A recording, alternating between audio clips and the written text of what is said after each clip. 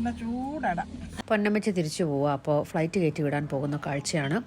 ഇടയ്ക്ക് സ്നാക്ക് കഴിക്കാൻ നിർത്തി.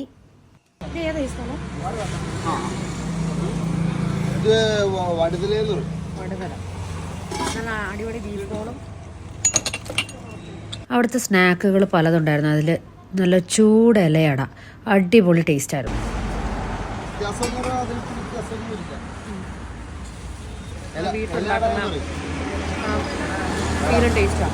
എങ്ങനെയുണ്ടാടാ? അല്ലേ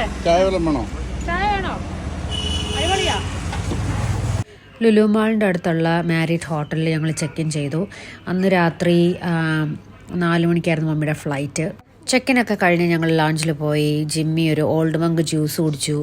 പിന്നെ മമ്മി കുറച്ച് മമ്മിയല്ല ഞങ്ങളെല്ലാവരും സ്നാക്കൊക്കെ കഴിച്ച് അങ്ങനെ കുറച്ച് നേരം അവിടെ ഇരുന്നു. അത് കഴിഞ്ഞ് ഞങ്ങളെല്ലാവരും കൂടി ലുലു മാളിലേക്ക് പോയി. കാരണം പാതിരാത്രി വരെ സമയമുണ്ടല്ലോ. ഞാനും മമ്മി അതിലെ കൂടെ വർത്തമാനമൊക്കെ പറഞ്ഞിങ്ങനെ നടന്നു. ബോയ്സും പിന്നെ ഏവക്കൊച്ചും കൂടെ പോയി റൈഡ്സിലൊക്കെ കയറി ഭയങ്കര കളിയായിരുന്നു. അവർക്ക് അവിടെ നിന്ന് പോരണ്ടായിരുന്നു. അത് കഴിഞ്ഞ് ഡിന്നർ കഴിക്കാനായിട്ട് ഞങ്ങൾക്ക് പാരഗണിലെ ബിരിയാണി കിട്ടുന്ന കരുതി കയറിയതാണ്. ബിരിയാണി കിട്ടിയില്ല, പക്ഷേ എനിക്ക് സാൻഡ്ര തോമസിനെ കാണാൻ പറ്റി.